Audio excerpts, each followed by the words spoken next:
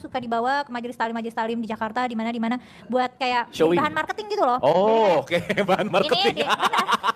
Ini di pesantren, jadi di pesantren aku ada anak kecil hafal Quran nih. Terus kan nanti aku baca Quran banyak. Terus nanti ibu-ibu dan bapak-bapak yang jamaah di situ kayak kagum banget. Nanti aku dikasih bingkisan makanan, dikasih uang jajan. Terus mereka minta doain aku. Ada ibu hamil yang minta dielus perutnya sama aku. Aku yang waktu kecil, aku bingung kenapa orang-orang mengagumi segitunya. itu betul. Oke. Padahal aku hanyalah anak kecil yang nggak paham apa yang aku baca. Bagus. Itu jujur banget sih. Jadi sekarang kalau ada yang nanya, aku pengen hafiz dong, pertanyaannya buat apa? Bener sih. Dan selama ini yang katanya nanti orang tuanya masuk surga atau apa yang katanya hafal Quran, benar nggak ada perintah hafal Quran, itu nggak ada. Betul. Perintah untuk menghafalkan Quran nggak ada. Ada perintah untuk menjaga, tapi bukan literally menghafal secara verbatim seperti yang aku lakukan. Dan misalnya nanti orang tuanya dapat jubah kebesaran di surga itu kebanyakan justru dari hadis palsu. Hadis palsu? Oh gitu. Jadi bisa jadi hafal Quran sebenarnya tidak seistimewa itu. Oke, menarik nih.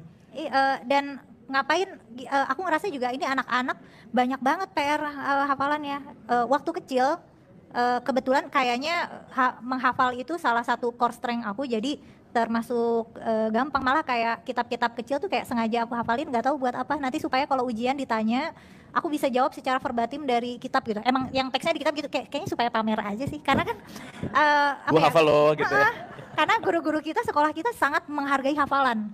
Yang mana padahal kalau secara level kognitif, hafalan itu adalah skill kognitif yang paling rendah. Karena kan menghafal itu membeok. Itu kayak bayi, kayak diajarin mama ini papa, kayak emang selevel itu kalau menghafal. Level yang paling tinggi justru memproduksi ilmu pengetahuan, dan itu yang nggak ada. Quran itu unik. Orang-orang yang mampu berinteraksi dengan Quran secara baik, entah itu sekedar membacanya, memahaminya, atau menghafalkannya, maka yang pertama Allah deklarasikan dalam Al-Quran adalah ia mampu merubah kehidupan orang itu. Jadi kalau Anda, saya, kita dekat dengan Al-Quran, itu hal pertama yang Allah sampaikan, Al-Quran akan merubah hidup kita menjadi lebih baik. Itu yang dimaksud Quran surah 35 Fatir di ayat ke-32 di ujung ayatnya. Thumma awrathna al-kitaba alladhina istafayna min ibadina faminhum zalimun li nafsi wa minhum muqtasid wa minhum sabiqun bil khairati biiznillah. Jadi orang-orang yang mendapatkan percikan kebahagiaan untuk mau berinteraksi dengan Al-Quran. Interaksi itu dibagi 3 nanti. Baik itu kita hanya sekedar ingin baca misalnya. Jadi kalau dalam sehari ada kilatan pada diri kita yang menuntun kita untuk mau baca Quran, itu mahal sekali. Itu anugerah paling mahal yang tidak bisa diusahakan, itu pemberian. Maka kalau dalam sehari terfikir misal, saya pengen baca Quran, itu cepat ambil. Karena itu kasih Allah yang tidak diberikan pada setiap hamba. Karena kalimat Qurannya, "Tsumma awrathnal kitaba alladzina istafayna min ibadina." Aku pilih dari kalangan hamba-hamba aku tertentu yang di antara mereka diberikan dorongan agar mau berinteraksi dengan Al-Quran. Baca. Atau misal tidak baca tapi pengen tahu artinya. Ya, saya belum tahu nih ad-duha ini artinya apa. Terus kita buka terjemahan, buka tafsir ringan, lalu kita baca itu. Itu pun anugerah. Ya, itu anugerah. Atau saya ingin menghafal, itu juga anugerah. Nah, apa ciri seseorang mendapatkan keberhasilan dari hasil interaksinya dengan Al-Quran? Saya pengen baca Quran hari ini, lantas saya bawa mushaf, saya baca. Setelah selesai baca itu, apa ciri dia berhasil melewati bacaannya? Apa ciri dia berhasil melewati kajiannya? Apa ciri dia berhasil melewati hafalannya? Yang pertama kata Allah, perhatikan baik-baik kalimatnya, wa minhum sabiqum bil khairati biidznillah. Dia akan mendapat percikan kebaikan dari Al-Quran yang merubah dirinya. Nah, ini ada tahapan. Satu, Allah berikan ketenangan dulu.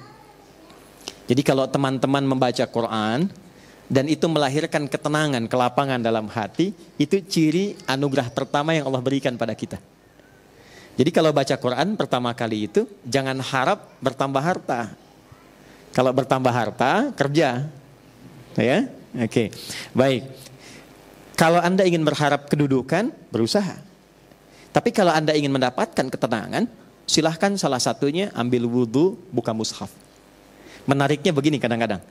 Kadang saat kita punya masalah, lalu kita buka mushaf. Menariknya kadang-kadang saat dibuka acak itu, kok ayatnya sesuai dengan apa yang sedang kita rasakan. Nah, itu bisa begitu. Nah, itu hanya Al-Quran. Anda boleh buka bacaan apa saja. Tidak ada sifat yang sama dengan Al-Quran. Karena itu baru dibuka, belum dibaca, baru lihat, itu sudah merasakan getaran tertentu di jiwa. Nah, itu yang dimiliki Al-Quran. Itu yang dimaksud Quran surah ke-8 Al-Anfal di ayat yang kedua. Wa idza tuliyat 'alaihim ayatuhu zadathum imana wa 'ala rabbihim yatawakkalun. Jadi kalau kita ditampakkan Al-Quran, baru lihat, dibacakan atau kita baca, ada getaran tersendiri dalam hati yang membuat kita merasa lebih nyaman dan dekat dengan Allah. Dua, saya agak cepat ya.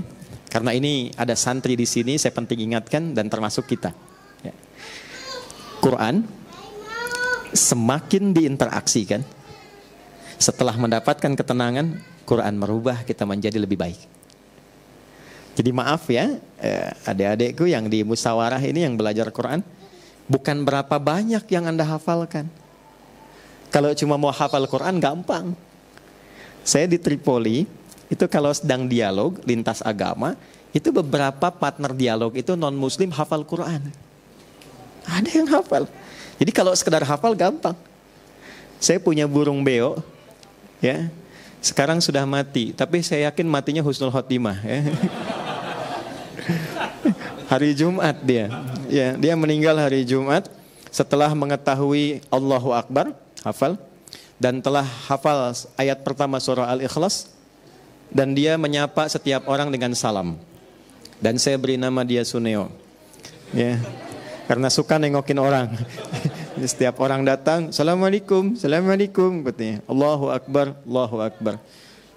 Makanya saya sering sedih kalau ingat Suneo itu. Jadi saya sering berkata pada diri saya kalau lewat kandangnya, ini kamu tidak dihisab, tapi sudah kenal Allah.